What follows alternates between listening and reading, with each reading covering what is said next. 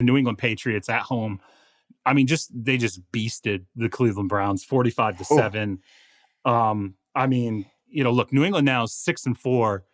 They're cooking. Like, they're cooking, and Mac Jones, this was the game where I'm like, okay, probably worthy. Like, we're going to have this conversation about, like, oh, is he worthy of the number 2 pick? Probably, yeah, he probably was. Yeah. Looking at it now, looking at where he's really, really gotten to the point where his confidence is flying, and some of the balls he threw some dimes, looked fantastic. And you could tell afterward, Belichick, I don't know if you saw his press conference, he was really happy. Like, you can see, like, he's sort of like, okay, you can tell that he feels like they've really got something working here. Conversely, what I wrote tonight was about Baker and the Browns. And although the defense was atrocious, and honestly, the Browns got problems all over the place right now.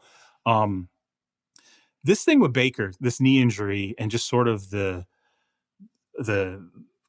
compilation of everything that's sort of going on, injuries, ineffectiveness, inconsistencies, up, he's down.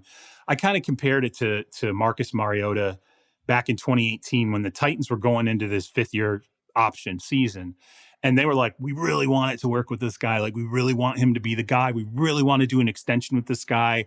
But heading into that 5th year, they're like, but we're going to make sure we got an insurance policy. We're going to open our minds to the fact that we might have to go out and get somebody. They went and got Ryan Tannehill.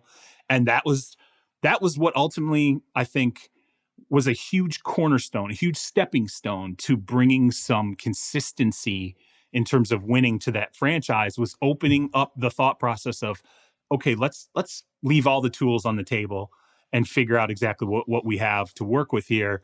I think the Browns are, unless something changes dramatically with Baker the remainder of the season, and I think you'd really have to light it up, I think the Browns got to go into this offseason and go, we have to look at all options. Like, we have to look at other veteran quarterbacks, maybe starter caliber players.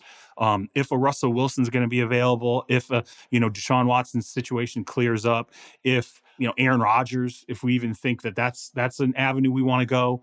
I just think that it's really to that point where we're moving into an area for Baker Mayfield where there's going to be some competition, I feel like, next year. And if it's not competition, there's just going to be a replacement. Which quarterback would you rather have? Would it be Mac Jones or Baker Mayfield? I don't think there's any question it would be Mac Jones. I mean, Baker. Right. And that's where the Browns are right now, Oh, but to be fair, I want to be fair about this, because it's not like Baker's not been completely atrocious. He hasn't. That said, what I watch from Mac Jones now that excites me about him, and I'm a little more nervous about Baker, he appears to have the ability to lift everybody around him. Okay. Because if you go back and let's just take this week's game, for example, go back and look at who Mac Jones is working with. Okay. I'm sorry, but there's not world beaters around him. There's not, there's right. Some good, nice, Hunter Henry, there's some talented pieces, but there's not like